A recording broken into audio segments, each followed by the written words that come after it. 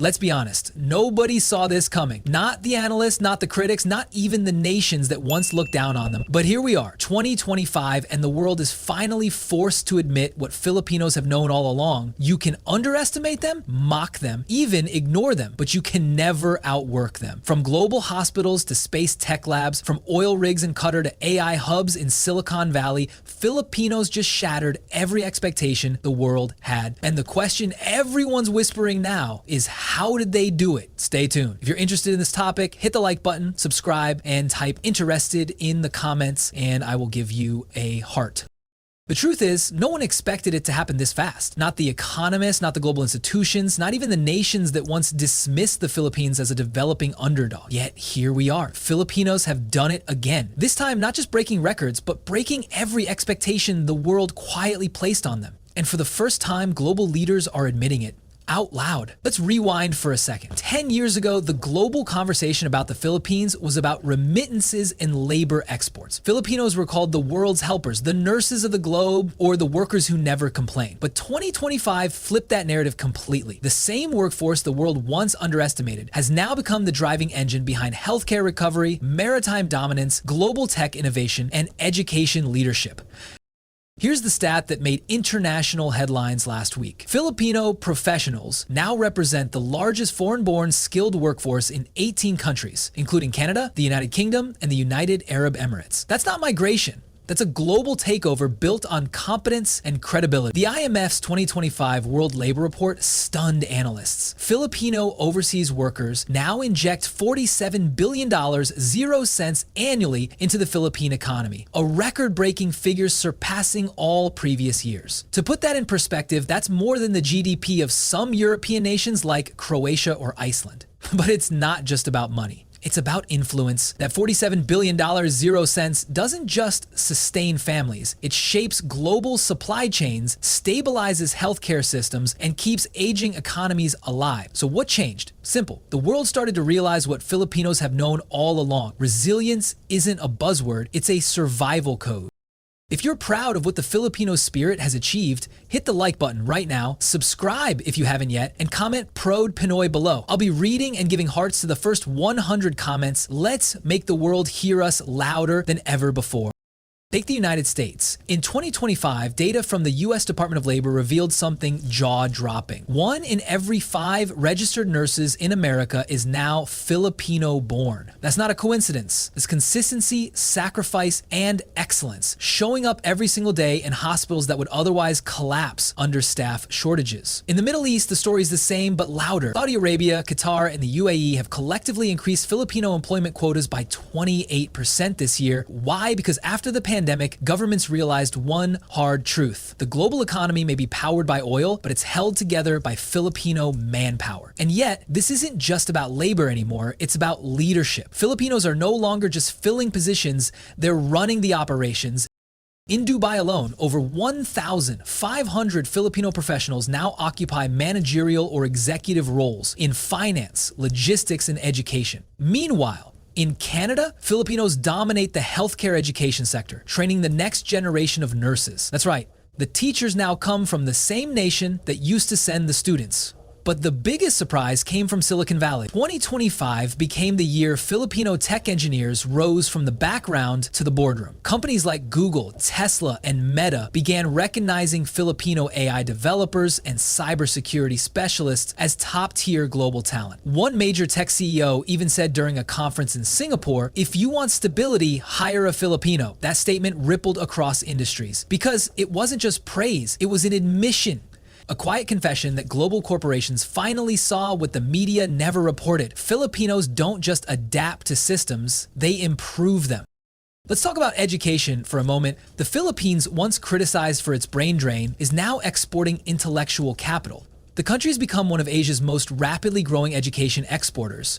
Online academies run by Filipino educators now serve more than 3 million international students annually. Imagine that. From classrooms in Manila, Cebu, and Davao, teachers are shaping students across continents, and that's not all. Filipino seafarers, the unsung heroes of global trade, just broke another record. The International Maritime Organization confirmed that Filipinos now crew 40% of the world's merchant ships. In short, global commerce moves because of Filipino hands. Every container of food, electronics, and medicine that crosses an ocean likely passes through the watch of a Filipino mariner. Still, despite all these numbers, what makes this story remarkable isn't just the statistics, it's the spirit. You see, for generations, Filipinos were told to keep their heads down, to work quietly, to avoid the spotlight. But 2025 feels different. The spotlight found them, and they're owning it. Even the international press is starting to shift. British and American outlets that once glossed over Filipino contributions are now running features titled things like "The Filipino Workforce That Saved Our Hospitals" and "The Hidden Architects of Global Recovery." That's not hype. That's history catching up to truth. It's no wonder why world leaders are paying attention. In a recent address at the World Economic Forum, a European prime minister stated, "The world underestimated the Philippines. That was our mistake." Think about that. A nation once viewed as developing now being recognized as essential, not because of resources or political power, but because of its people. And the ripple effect is undeniable. Global migration policies are changing. Visa programs in Canada, Japan, and Australia are being rewritten to specifically attract more Filipinos. International schools are adding Tagalog language programs. Even Hollywood is taking notice. 2025 marks the first time a Filipino-directed film topped global streaming charts for 3 consecutive weeks.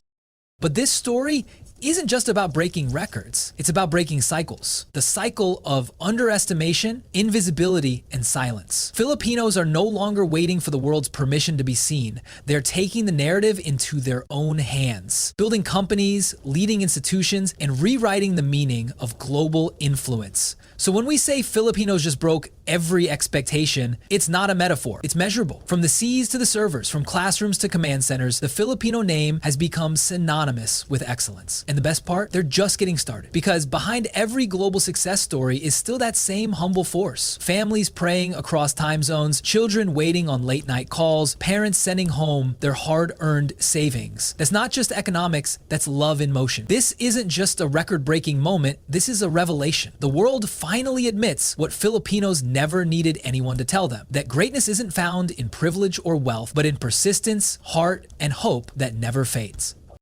Now let's go deeper, because behind the headlines and the hashtags, there's something bigger happening here. The Filipino rise isn't luck, and it isn't coincidence. It's the result of decades of quiet hard work that the world simply didn't bother to notice.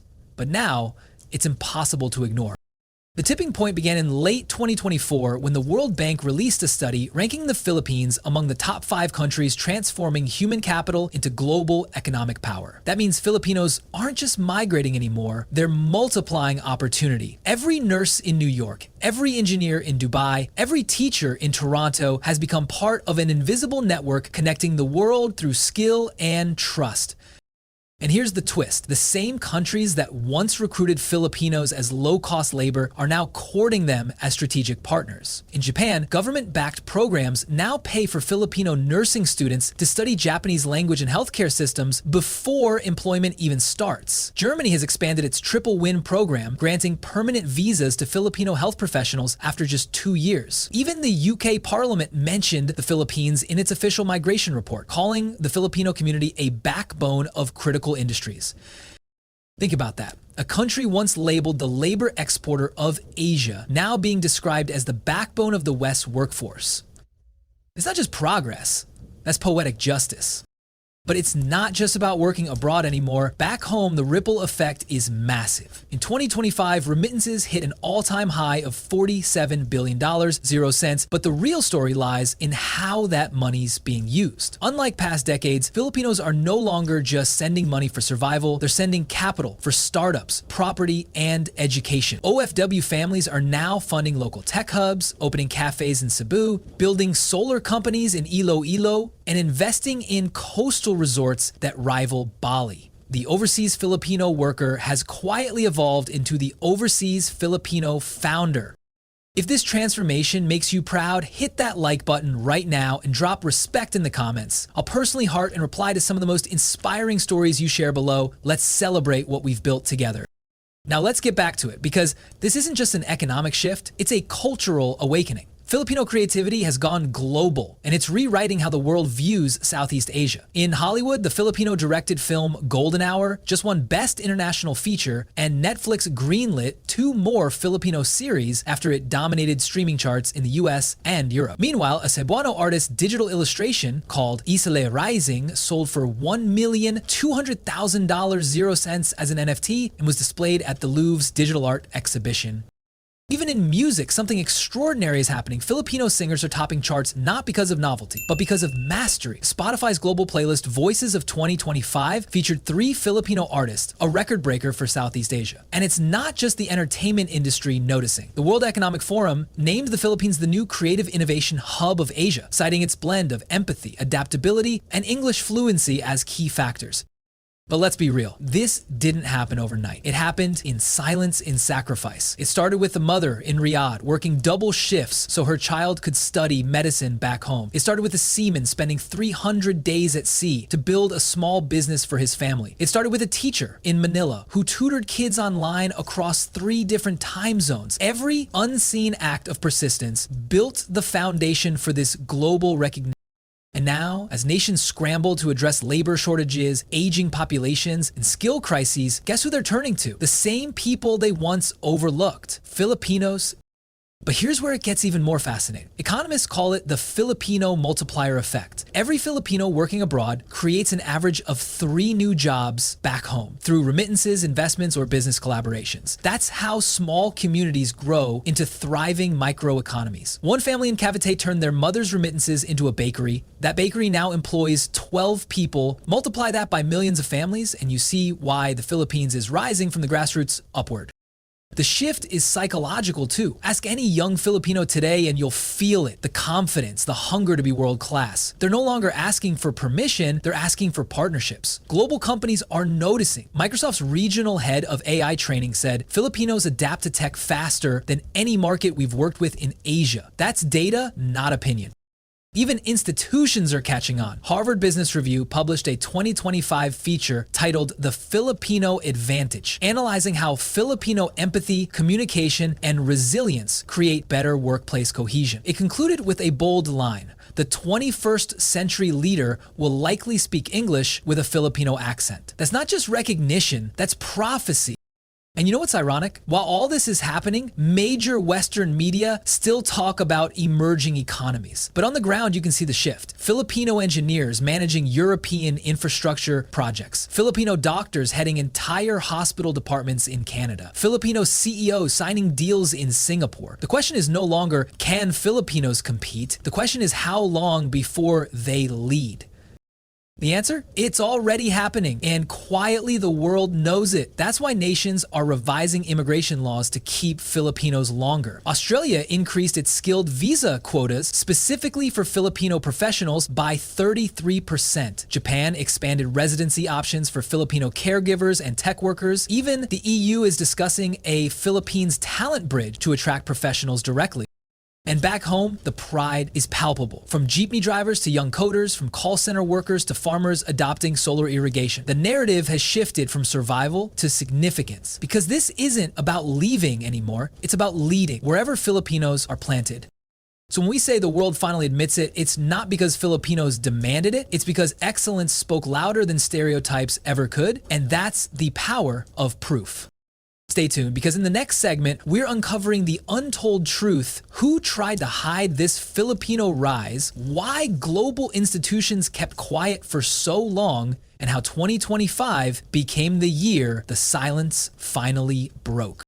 Now here's where the story takes a sharp turn, the part the mainstream media rarely shows you. For years they talked about global superpowers, tech giants, and rising economies. But quietly, beneath that noise, Filipinos were climbing step by step, country by country, until they reached a point no one could deny anymore. And yet, instead of celebrating it, many headlines chose silence. Why? Because this rise wasn't sponsored by power or privilege. It was fueled by something the global system can't measure: heart.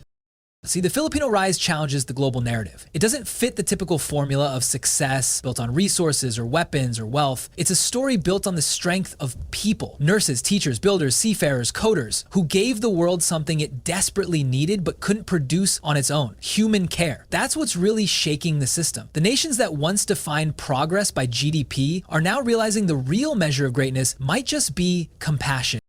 Let's rewind to last month. The International Labor Organization released a 2025 report ranking Filipinos as the most trusted workforce on Earth, beating Canada, Germany, and Japan. Employers across 27 countries cited three main reasons: reliability, emotional intelligence, and adaptability. Those aren't just traits, they're the foundation of leadership. It's no wonder global corporations are now lobbying to expand Filipino employment visas. One economist even called it the Filipino century. If that phrase gives you goosebumps, show some love by hitting the like button, subscribe if you haven't, and type future in the comments below. I'll be hearting the most powerful stories and featuring some of you in our next video.